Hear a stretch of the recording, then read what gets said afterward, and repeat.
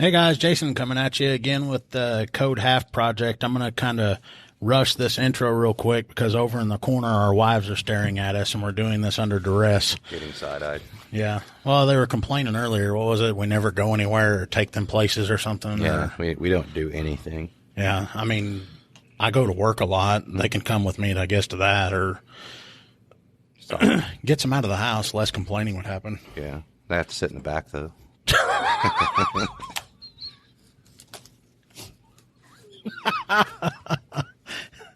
Hey, you know how they used to? I don't think they have this stuff anymore. How you can like muzzle them and keep them quiet while they're back there. Oh, yeah. I mean, they'd got those spit masks. Yeah, I wonder if we could do that other stuff. Yeah. And I don't know anything about it. The what's the red ball thing that you'll see? Oh, yeah. At the special stores. Special. I don't know. Keep them quiet in the car and at home. Oh, look out. She's throwing something. Okay. Okay. Anyway, we appreciate you guys being here again. I'm going to go ahead and just keep on talking. We're going to talk about cars. Like the movie? Huh? Like the movie? Oh, no, not the movie. Oh, it's going to be like ka-chow. No, like the, I love that movie. You know how like, when you're first starting, you're the new guy around, so you got to screw with everyone else. So that way you feel like you're a part of them or whatever. Because everybody gives you the third degree when you start and they're like, man, what's this guy like? Is he going to be the guy that shows up on the call? Is he cool and all that stuff? But, I had a supervisor that hated cats. And I'm pretty sure he hated cats. He never really talked about them a whole lot. Hell, he might love them for all I know. But we always had strays that ran around in our department. And he was training a rookie one night, and I told his rookie, I'm like, hey, I'm going to get a cat.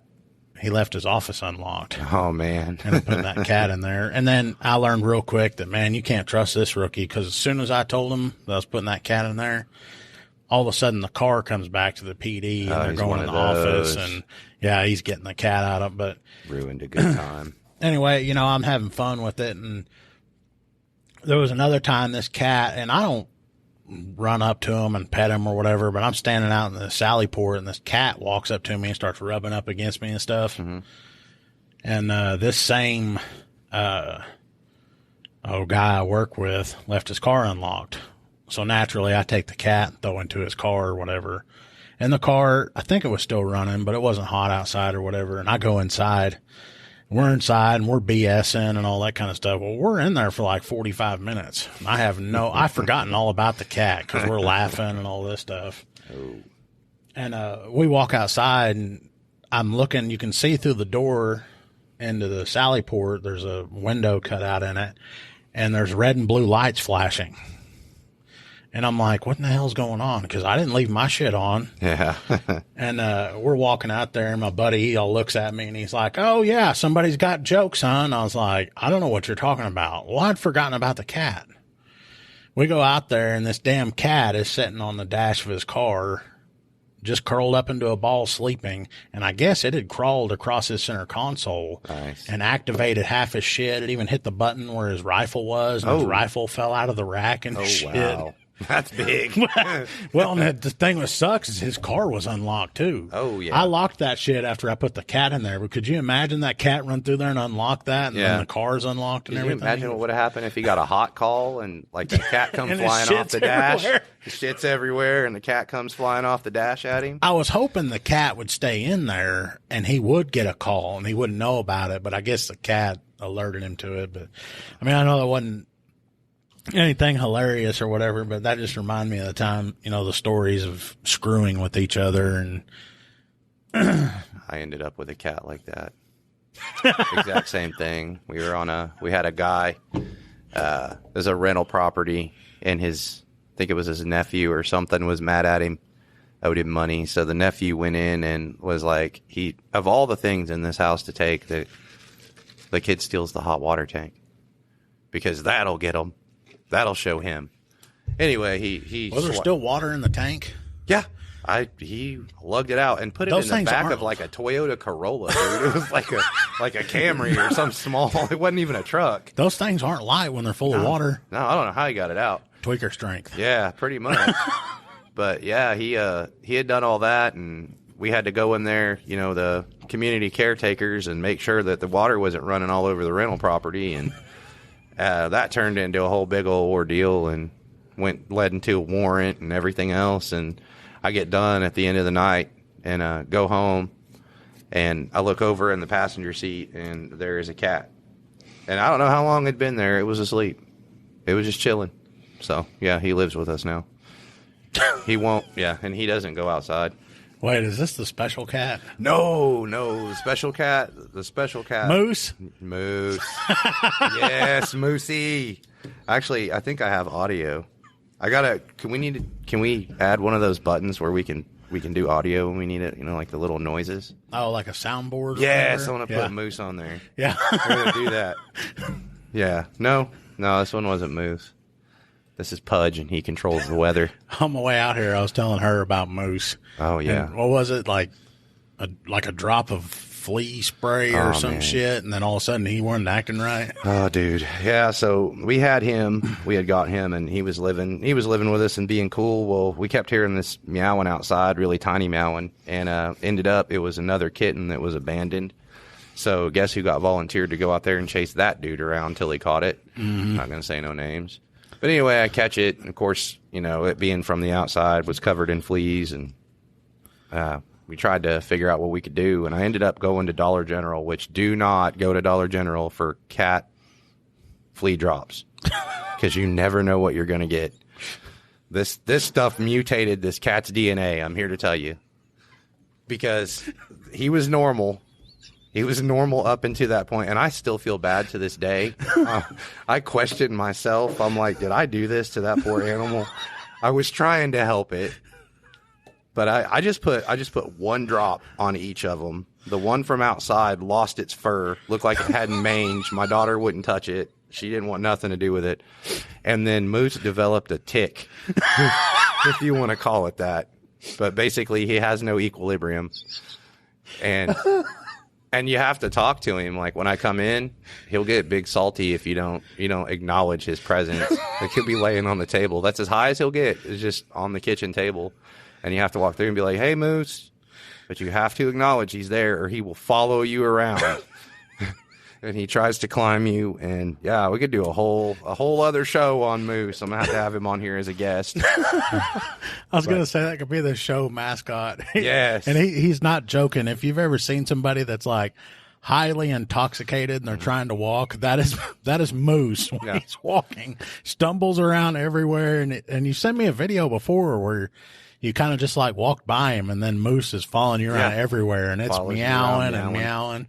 But it's funny as hell, because then you get to that point where you're like, "Hey, Moose," and then he looks at you and he's all meow, like he knows that you're talking to him. Like he knows, and that's what I'm saying. Like, he's not just a cat. Like I feel like he's sentient, so I feel like he blames me for the way he is. Like I altered his DNA somehow. He's like, I gave him powers. He's like, that's what we told my daughter. I gave him powers. He's an X-Man. Look at what you did, you bastard. Yeah. Look at me. This is all your fault. This is all your fault. God, I feel bad. Oh, that's right in the fields. And here we are. We're supposed to be talking about cop stories. We're talking about dumbass cats. If we're talking about cats, there's I had a call about a snapping turtle at the bank once.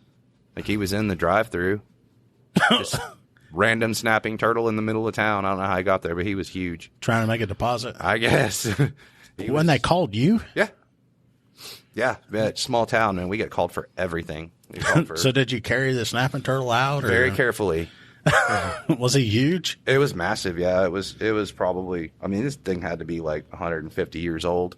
I don't know. It was huge, and it was not happy at us at all. Okay. But yeah, man, we catch everything here. We're a little code enforcement, police, obviously, animal control. 7:30 in the morning, somebody's pig gets loose. Guess who they're calling? Oh, yeah. I've been there. Yeah. And then you get people yelling out the window, look, it's bacon chasing bacon. Like, keep that same energy and come help me. I've had the same thing before calling about a pig, and I'm like, it lives in the house with them. I guess you can house train the thing or something. Yeah.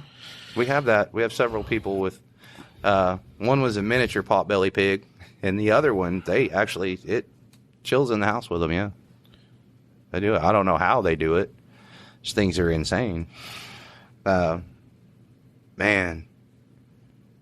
Well, and I get a call one time of a pig being out, and we go over into the neighborhood, and we're looking for the thing, and and I hadn't been doing this for very long, and I'm asking the guy that I'm with, I'm like, are we really doing this? And he was like, man, he goes, it's a call for service, so we're going to help him out. And I'm like, but it's a domestic pig. We're really going to come out here and look for this thing. Mm-hmm. And we're out there, it seemed like for an hour, walking around looking for this damn pig. And we finally are like, look, we can't do this all night. We tried. We'll keep an eye out for it. So we go to the house where the pig belongs, and the guy I'm with goes and knocks on the door, and I'm standing behind him, and I kind of look up the street. And I was like, what the hell is that? And I shine my light, and then I holler at my buddy. I'm like, hey, will you come look at this shit? And he's like, what? And I was like, look at what's staring at me right now. And then the house over, this pig had walked around the edge of the house and was just standing there looking at me. And I'm like, what the hell do I do now? And they're trying to talk me into chasing it and all this shit. And they're wanting to take a pig.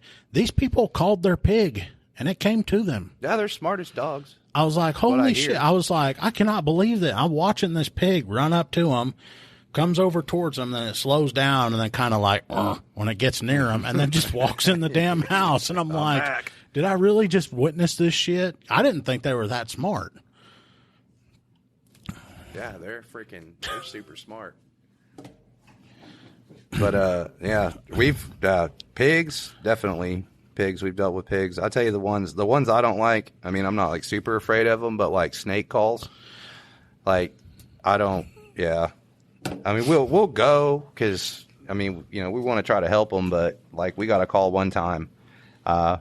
This girl's, I think her husband was out of town, and she heard a noise in the back room, and she was freaked out, and so we go over there, and she's in the living room. She says she's armed with a knife, and, she thinks somebody's coming to get her. And we get there, go through the back, and you can't hear nothing. So we're like, all right, well, I open the door, and there's nothing. There's not even any windows in this room. So I'm like, what is going on? And she's like, I don't know. I heard something, though. I'm like, okay, well, I'm kind of looking. It's a smaller room, not very big.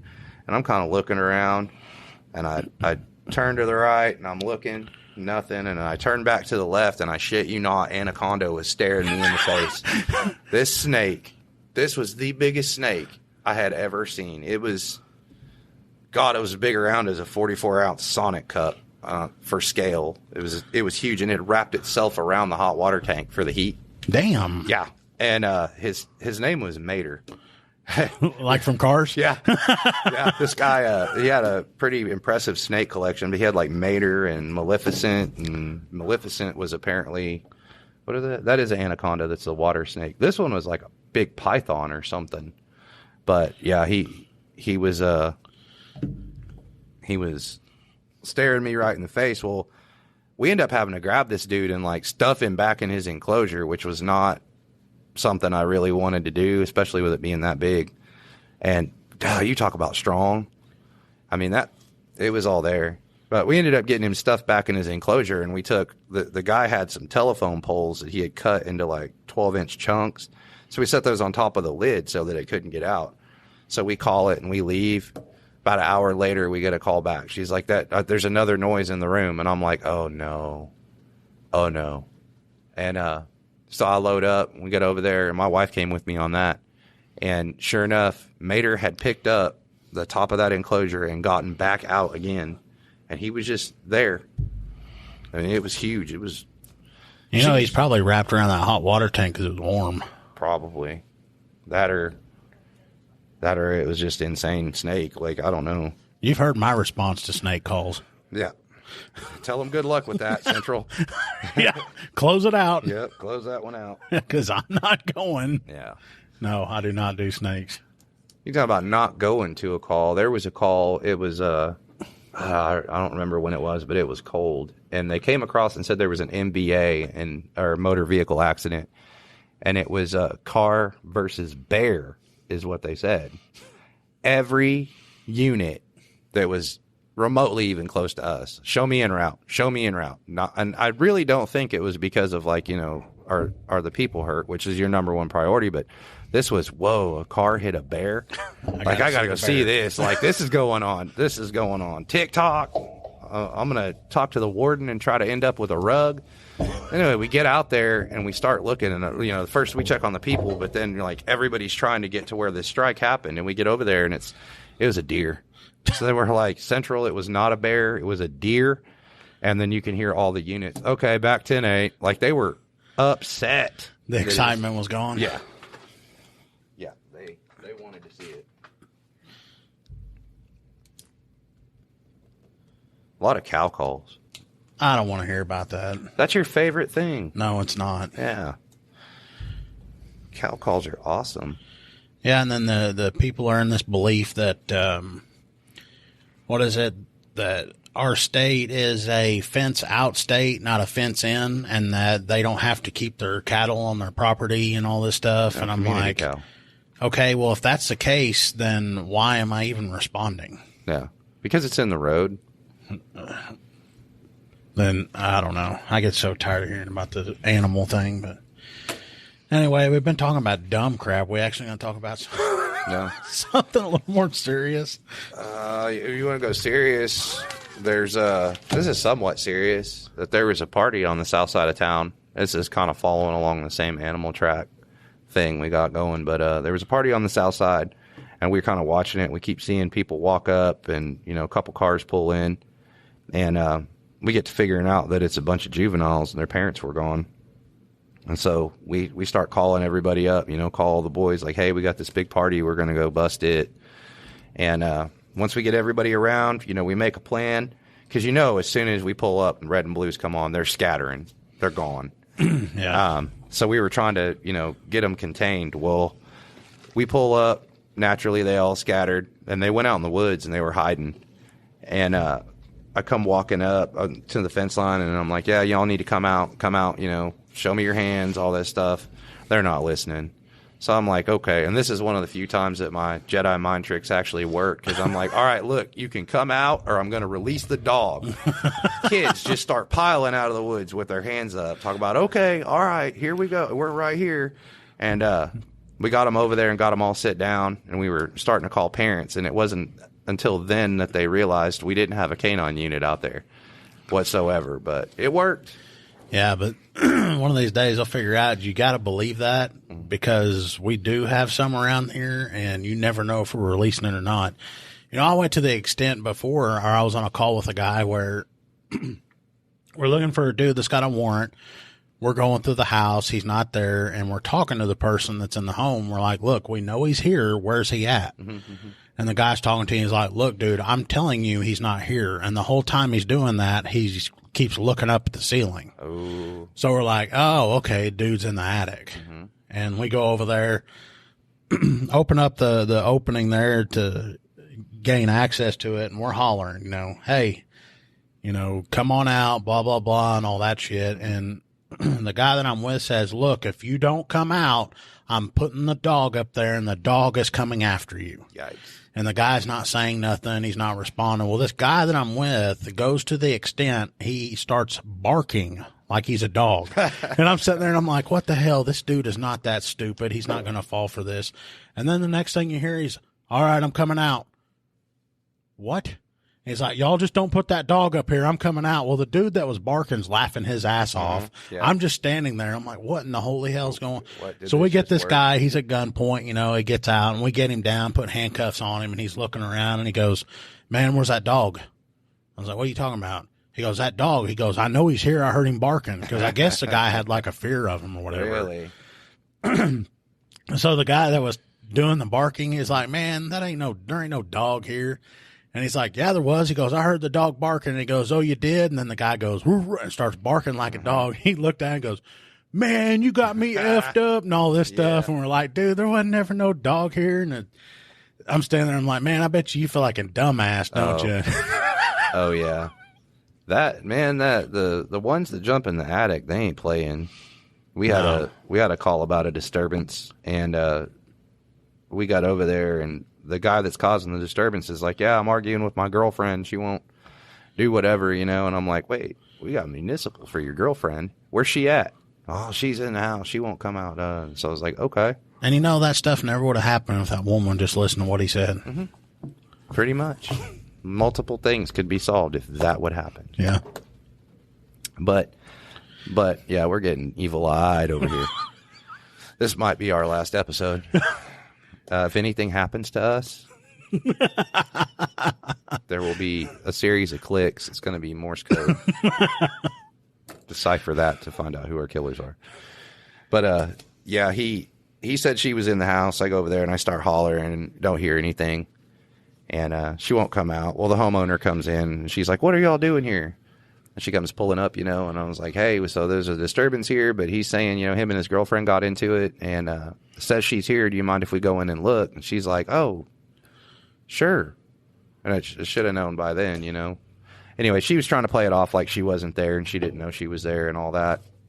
So like, all right, well, I go in, and as I'm walking through the house, I'm hollering for her. I'm like, come on, Sherry, just come out. Come on, we can get this taken over, get this over with pretty quick. And I start hearing movement up in the attic. So I'm like, okay, well, where's the crawl holes at? And I used to do heat and air, so I ain't worried about getting in no attic. I'm like, all right. And the lady's like, oh, I know there's one over there in the kitchen, and then there's one out here in the garage. I was like, okay. So I go to the one in the kitchen, and I'm hollering, come on, Sherry, let's go. Get down. Get out of the attic. Don't do it. So I'm talking to my partner, and he's trying to get a stick to push the other one up. Well, there was no actual access, and we didn't have a ladder. So to get up there, he was having to boost me up. So I would walk from one end of the house, and she would go to the other. And it was just back and forth.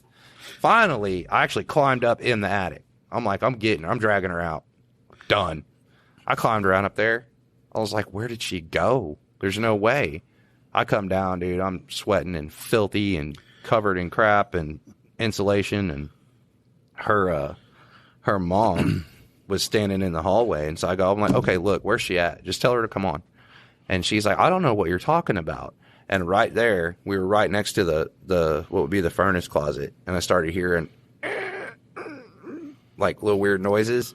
And I opened the door, and sure enough, there she is. She's wedged between the wall and the furnace.